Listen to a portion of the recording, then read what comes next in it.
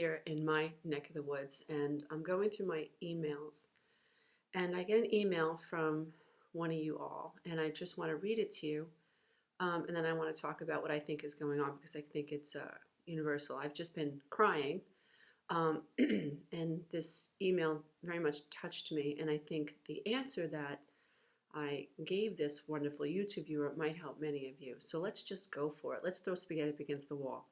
Hi, first thing I want to let you know is how much I appreciate your videos. I'm reading from my cell phone. All about your childhood trauma and fears and family upraising, your toxic marriage, and also about your now healthy home makes me think, too, that one day I can have a healthy relationship at least once in my lifetime. I find myself choosing your videos over all the other ones they have floating around on YouTube. Certain videos send chills through my body. I have also cried during many of your videos because some emotion that just had to come out. Oh, and I'm finally recognizing, I think, my gut feeling letting me know that I needed to hear the topic. You have helped me realize so much about why I am the way I am and why I made so many foolish decisions. Now, if I could only identify what I'm feeling when the tears start pouring down my cheeks while watching your videos, or why my chest actually hurts and my eyes tear up while watching, for example, the Aaron Hernandez documentary. I get emotional over so many different programs I watch. Lots of times when I'm at my parents' and my mom's, my mom has a Lifetime channel on, I have to leave because those movies give me some uneasy feeling. I personally don't watch the Lifetime network when I'm home. Am I just really empathic, or is something else going on? I know I'm codependent, a people pleaser, and a survivor of many abusive relationships. I've been single now for 21 months, and I like to think that when I left my last toxic relationship for the 20th time, that was it. I wasn't going back. But he later got arrested for attempted murder on a police officer, and a few hours after he called me to come over to talk. Thank God I didn't want to go. I told him I had to dye my hair. But I may have went back to his abusive, cheating, lying ass as if he had not gotten arrested, then convicted of attempted murder. Sorry to rattle on, but I live alone, and I'm the caregiver of my severely mentally disabled elderly aunt. Plus, I'm still searching for a puppy that will suit my lifestyle. And I had to cut off contact with the people I thought were my friends because I realized they were just using me. Thank you for your time, and thank you for what you do. I've been watching you on YouTube and on Instagram. Forever grateful. So I wanted to so there's so much here, right? First of all, the desire that so many of us have to have at least have one relationship before we die that is beautiful, that is nurturing, that is loving. And I think that this speaks to the deep abandonment wound so many of us have and so many people ignore and they don't look at. You know, we go into therapist's office and psychiatrist's office, and we have, this plethora of symptoms. We have anxiety, we have tension. We can go to the dermatologist because we have rashes. We go to the cardiologist because our heart is skipping beats and it's just not working the way we think it should. We go to our general doctor because we're so tired, we're amped up. We might feel irritable all the time. We might feel depressed all the time. And, we ignore why we feel the way that we do. And I think that this aching so many of us have for connecting to someone before we die speaks to this original abandonment wound. And, we go about our life and we ignore the fact that we have felt abandoned. And yet we are designed to bond. And so I find it maddening that so many of us have started off feeling so disconnected, right? So here we are as adults craving this one relationship that's going to help us make it better, help us feel seen. This YouTube viewer is talking about how when she watches some of my videos and I talk about trauma or emotional neglect, she's getting triggered and emotions are welling up in her. To me, that means something that she's hearing is resonating with the most wounded part of her. And in that moment, although consciously she might not be able to recognize it, in that moment, we're connecting, or she's feeling connected to, or validated by, or she's sensing empathy from someone in a video like me. And when we strike this resonance, we cry. To me, that means that we've struck a chord. We've found what I call a POP, a pocket of pain. And in that moment of complete surrender, right, when she's all alone watching a video in her car or listening, she's overcome with these feelings. The Aaron Hernandez story, if you haven't watched it on Netflix, please do. I'm going to be doing probably at least 2 videos on the Aaron Hernandez story, because it is everything that we talk about. It is sexual abuse, it's childhood trauma, it's the fear of being who you are, it's narcissistic parents, right? It's just, being arrested in an early stage of emotional development. It's just a complete mess of PTSD, complex PTSD. You actually hear it in the conversations he has with his mother.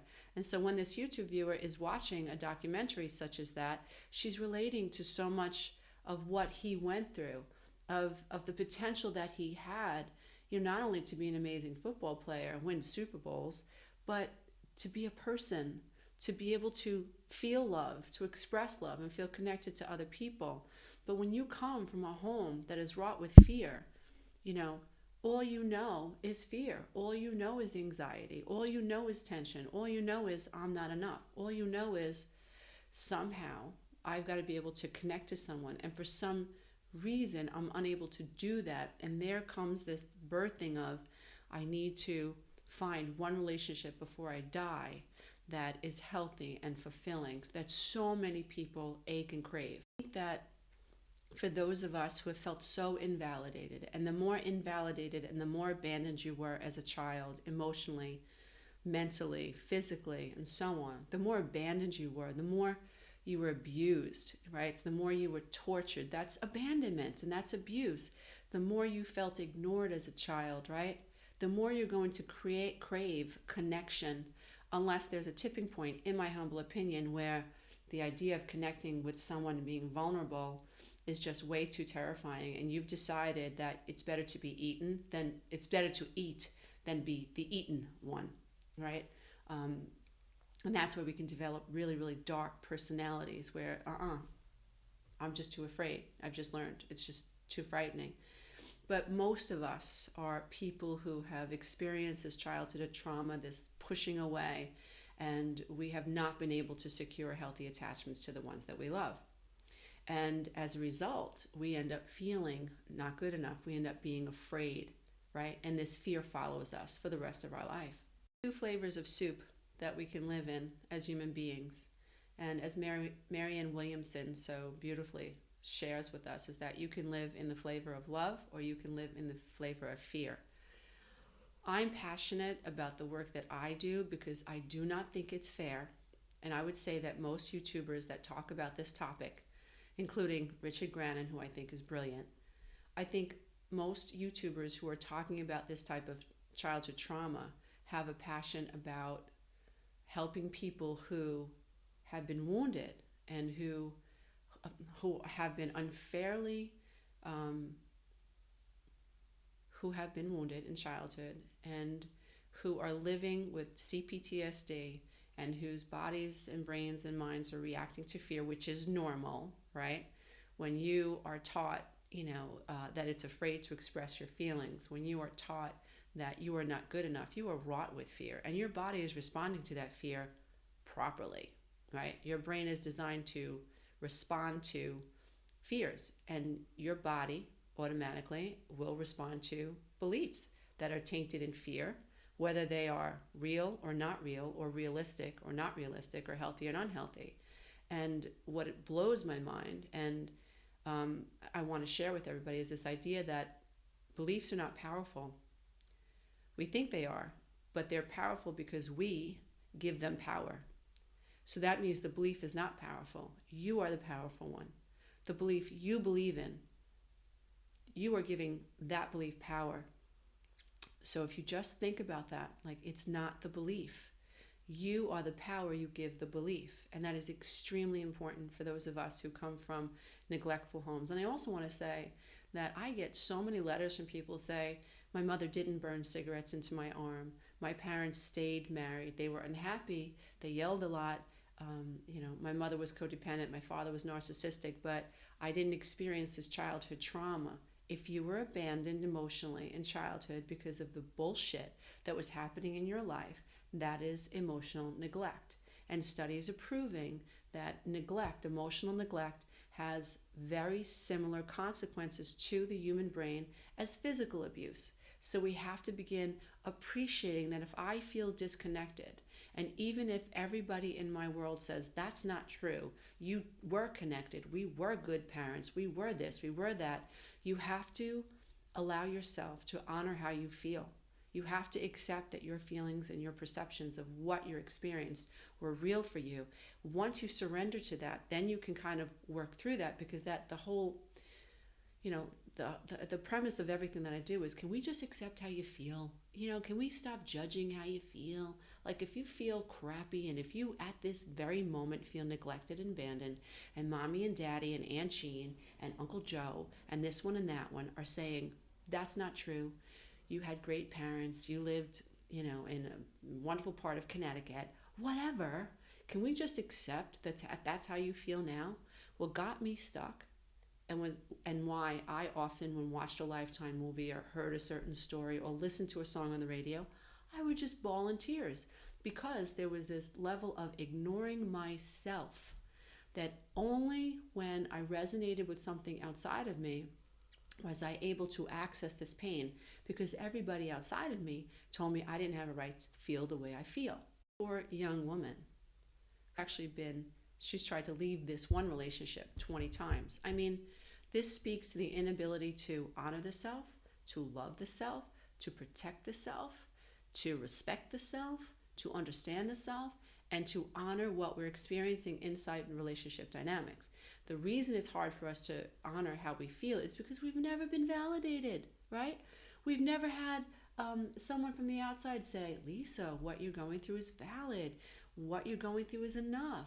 I love you. Even if you're an ornery little brat sometimes, I love you, right? So without this anchor from the outside, I can't validate how that what I feel is valid. I will invalidate myself because that is my external experience. It can be no other way. So when we're stuck inside dysfunctional relationships, when we feel ignored at home, when we've been abandoned, when our beautiful invisible umbilical cords to our mothers are cut and they have all these holes in them, that's where darkness comes in.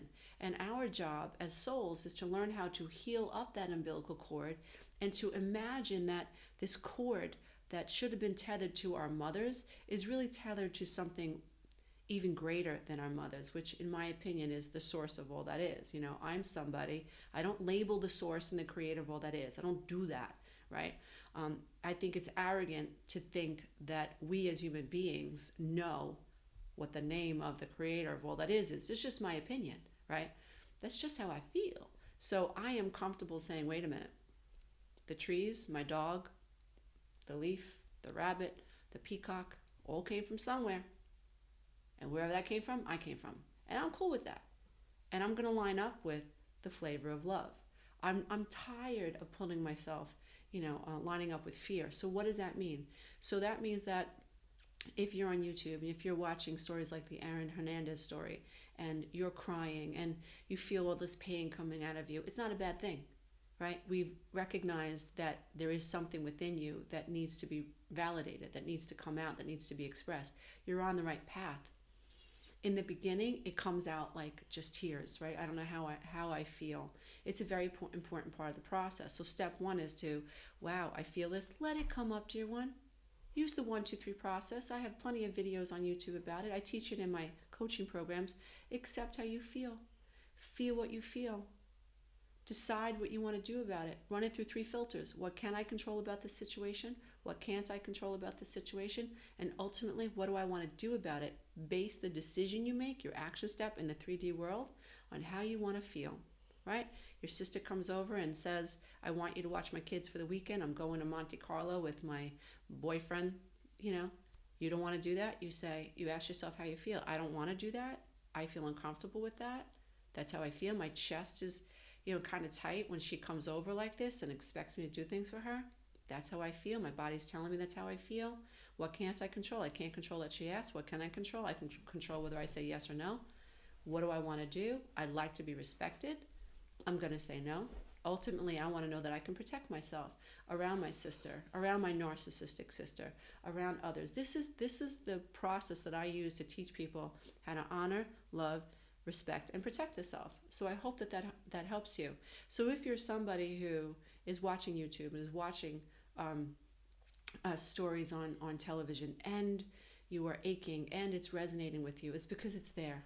It's there. That's a wonderful thing that you found it. It's better to find it and to cry than to act like it's not there. Things that I think we do so often, and I know I did it for years, is that I ran from these emotions. I didn't know how to look at them. My family branded me wrong, crazy, a little bitch for having emotions. I learned very early, very, very early, that I was a bad little girl. I learned very early through repetition, observation, and consistency to smile on cue, make believe everything's happy, right? I didn't know that my parents were adult children of alcoholics. They didn't know how to process their emotions, and they were so, out of control inside their internal world that they had to try to control everything in their external world, which meant that they had to control their children, and they had to make the world think that they were perfect. I didn't know as a little girl this is what I was holding on to. I didn't know that this became the framework of stuff, deny, be afraid, oh my God, what are you feeling? Blah, blah, blah, blah. I didn't know that. I was a neurotic. It's not my fault. Emotions are meant to be expressed, but we need this external person, maybe a mother figure, a strong father figure, someone to say, let me know how you feel. Let's share this together so it doesn't get stuck in your body. So I think it's wonderful that this YouTube viewer is finding ways to allow these emotions to come up. I think what we have to do is learn to stop running from them. I learned to say, come here, fear. Tell me why you're here. To me, I learned to look at fear as a visitor. Fear doesn't want to live in the body. Fear wants to leave the body. The body itself wants to line up and evolve with love. Our brains have been designed to run from fear. That's what we do, right? Pain versus pleasure. So if I'm taught that my emotions are bad, I'm going to stuff. Of course my hair is going to fall out. Of course my thyroid's going to blow out. My body is not operating in alignment with truth. It's not operating in alignment with love. I've come to grow and to expand like a big oak tree in a forest. But when my mind is like, don't grow, don't look, I'm not going to evolve. I'm going to stay stuck. Depression is anger turned inward. And anger is a mask for sadness and grief and loss. So to me, it just makes sense to embrace the grief and embrace the loss. Can we just talk about why the fuck I'm so sad once in a while? Can we just talk about why it hurts to be me? Is there someone out there that's just gonna let me talk about what happened to me as a little kid? Just let me get it out. It needs to be expressed. So I think it's wonderful, if you're able to experience these things. I think it's very important that we learn to validate our emotions, and we learn techniques that allow us to stay in our truth. And you can certainly use the 1, 2, 3 process to help you do that. Most of us are suffering from abandonment and suffering from some form of codependency. It masks as many different things, as anger, as depression, and so on. Marital difficulties, attracting narcissistic relationships, and then we stay stuck. And then we have children who learn this dynamic, and then they go and they do the same thing. Trust me, I'm going through it myself in my own family with my own children. It happens, but we can awaken. Learning to feel your feelings is the first step. If you allow yourself in the moment of feeling, get out a journal and start, why did I cry? What about this resonated with me? What about this reminds me of my own experience? What experience needs to be experienced? What emotion has this experience triggered in me? Why has this emotion been triggered in me? I call it the Healing Me Challenge, right? For us to heal ourselves, for me to heal, I have to heal me. And for me to heal me, I have to know what wounded me. And in order for me to know what wounded me, I have to become curious and inquisitive rather than stay in a state of fight or flight and run away from the wounds and the emotions, the experiences that have wounded me. And so I hope that this video resonates with you. And please check me out on Instagram, because on Instagram, I routinely run the Healing Me challenge, and you can use the journaling prompts to help you dig deep and help you identify these problems and these pains and these wounds that need to be expressed. And I just want to say thank you to this YouTuber who wrote me this amazing email, and I have a gift for her, and I just hope it helps her stay true to herself on the healing path. So thank you so much, dear ones, for being here. Namaste. Until next time. Bye for now. Love you. Love you. Bye for now.